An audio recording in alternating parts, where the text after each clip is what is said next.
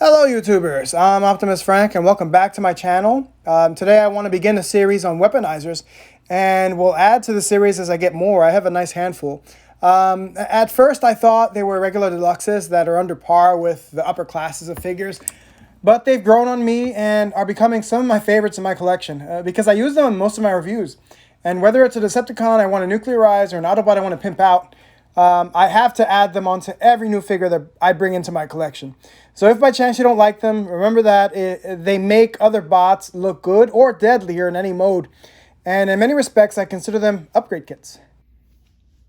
So I will be reviewing Cog, who has recently played a big part in the Netflix Siege War for Cybertron that aired the other week. And Cog was a part of Fortress Maximus in the G1. And as you can see, he does bear Fortress Maximus colors, red, blue, silver.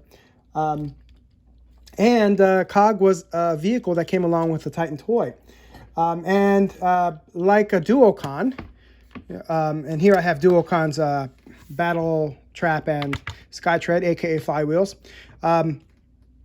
He breaks up into two separate vehicles, and he breaks up by the waist here, or by the torso. He breaks in half into two little vehicles, which you'll see in a minute. But yeah, I have to do a review on these two one day, but because these are awesome, awesome Duocons, and you know, it's easy to have the whole Duocon set because they're just two. But yeah, they are both very nice ones, and there are things I'd like to discuss about this one in particular because he's such a good figure, and there are there are ideas that I have for my channel, him being one of them. But at the same time, I have this other idea where I want to do other reviews on these Weaponizers. So, I mean, I'll continue both at the same time. I think I could juggle it. But, yes, as I was saying, they break in part in half by the torso into two vehicles. And Battle Trap here breaks into a helicopter and a off-road vehicle, and Skytread, or a Flywheels, so let's just call him Skytread, yeah, breaks into this fighter jet and tank at the bottom.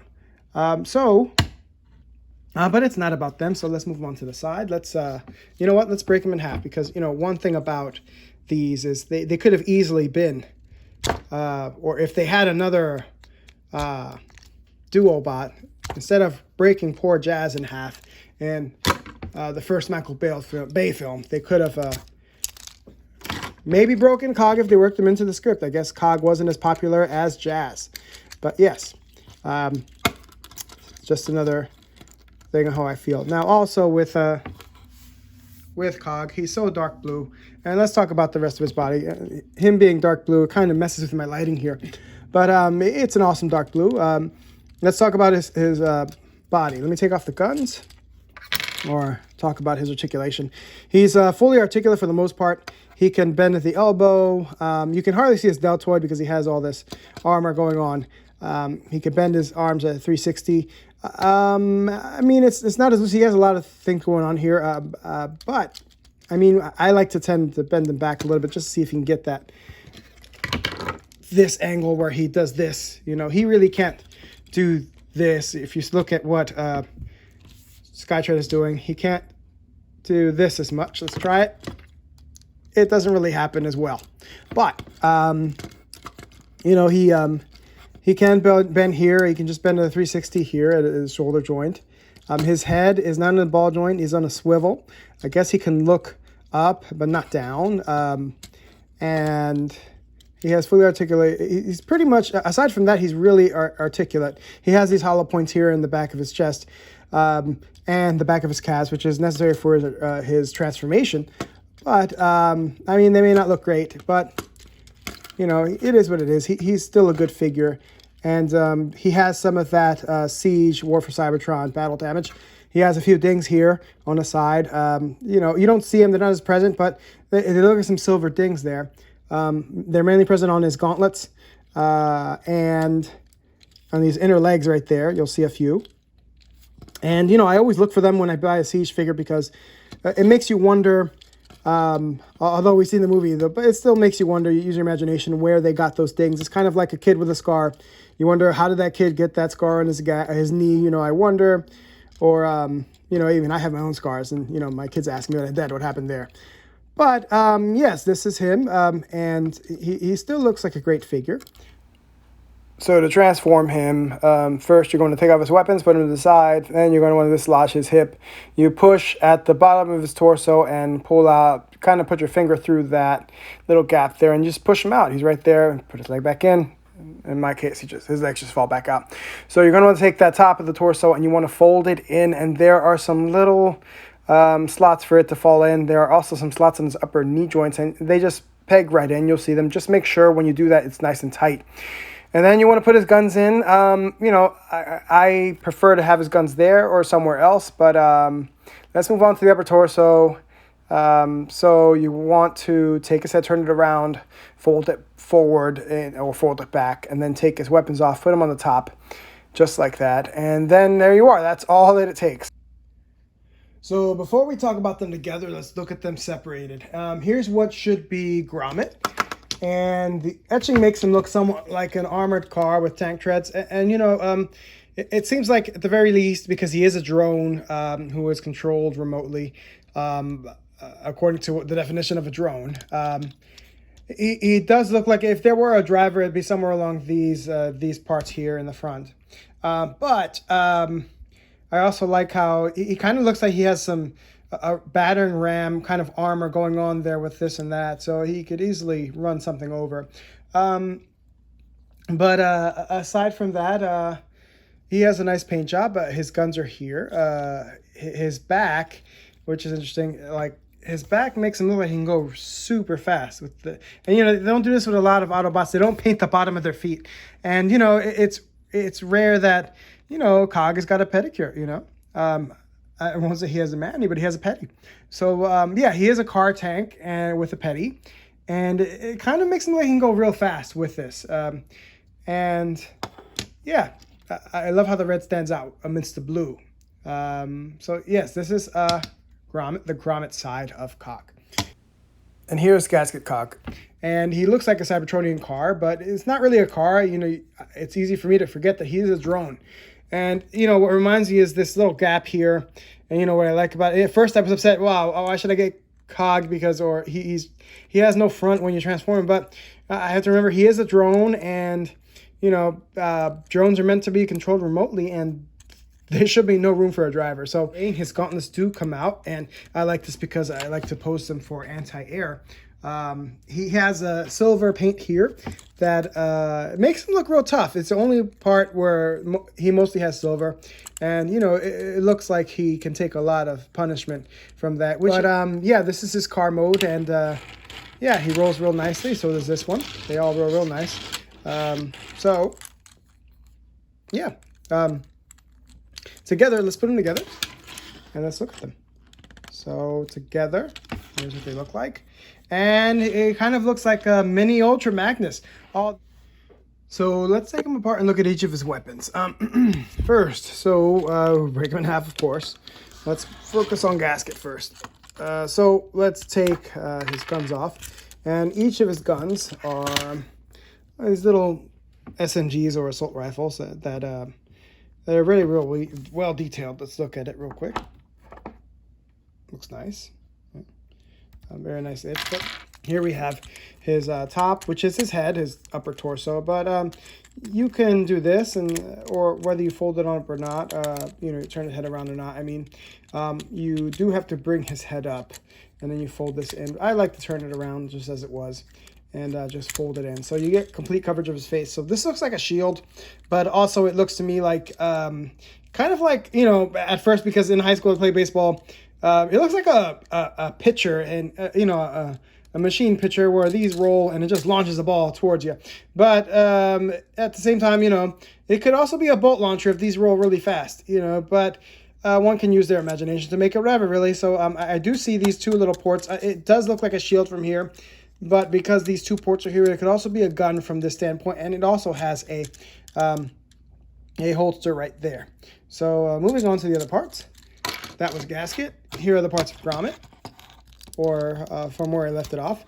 Here are his arms. Looking at his arms, let me just look at one. Like I said, his gauntlet does tilt up. You can also do this to it to give it a better angle if you want. You could just tilt it up, or you can make it go straight. which is also I like cool. I like that angle too. It just double the firepower going in that direction. But you also have these two little pegs there. Now, what's important to me about this is that because I like to decorate my other bots with this. I take advantage of the ports. You have a port here to make them look like a gun this way, or you have a port there to make them look like a gun this way.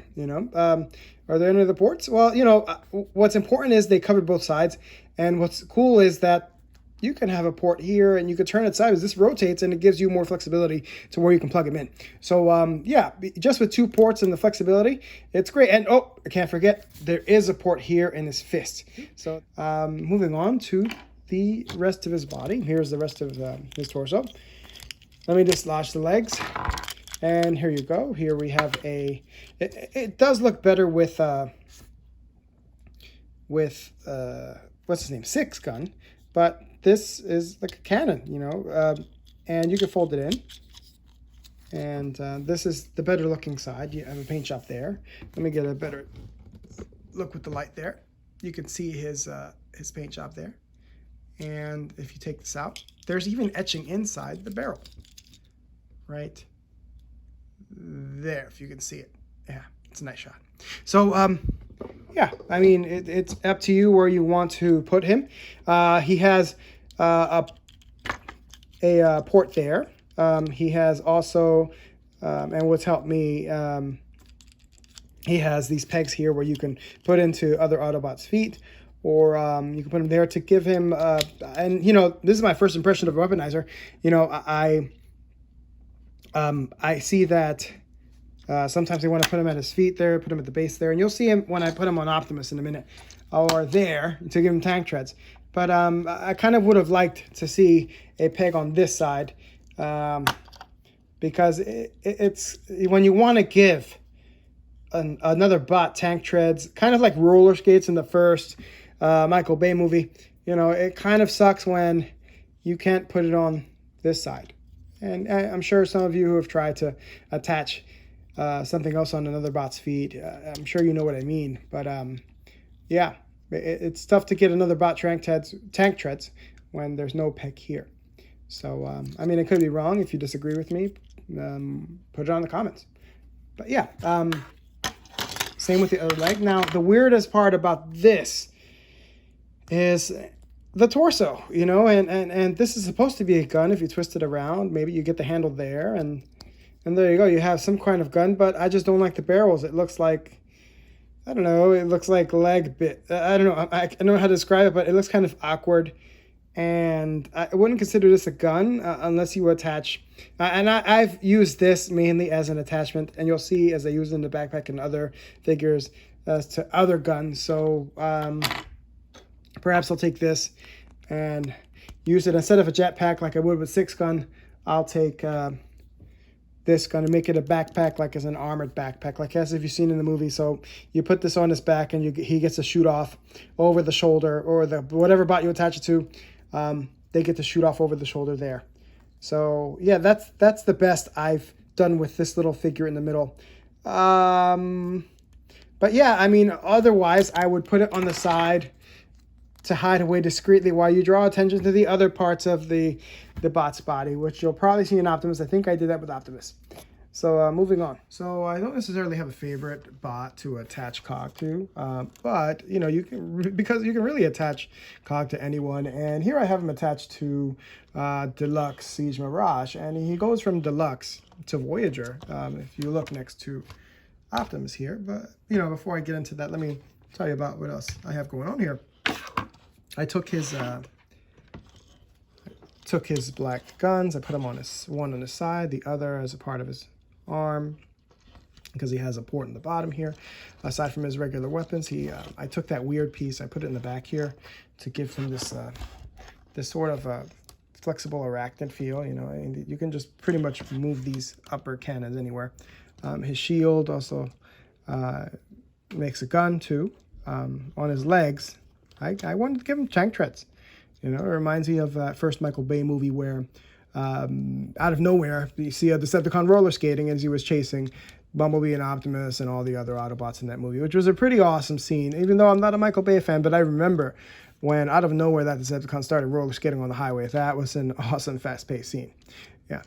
So, yeah, I mean, if you, what COG and other weaponizers tend to do is they tend to upgrade your deluxe class into a Voyager class. And here they are. They're about the same height. Oops. That's okay. Let's take this one out. They're just about the same height, you know, and the question is, well, will COG upgrade Optimus into like a leader class? Let's find out. So I would say yes. Here is Optimus Prime, and he's leaning forward for a little bounce. Well, not so much, but he looks like a leader class, I'd say. And I wanted to give him forearms like leader class. See, Shockwave over here. So my favorite vehicle to add COG to is Siege Netflix Ultra Magnus because, and not the regular Ultra Magnus, I like this Siege Ultra Magnus because it's a lot darker, you know, and so is COG. You know, he's not a light colored character, but I think these two were made for each other. When you put them together, you're coordinating really. And what I have here is, well, let's see, I have a battering ram, you know, in the front. Energy flaring out of the barrels, side guns wherever possible. You know, here are his guns, here are COG's guns, here's arms, his legs, and then I have Rung operating the rear ship, the rear gun, which is COG shield, along with Ultramax's rockets. You know, and I like how this looks. You know, I think I don't want to touch it. I just want to leave it like that, and. Yeah, this is what I like about COG, you know, and all in all, weaponizers like COG grew on me.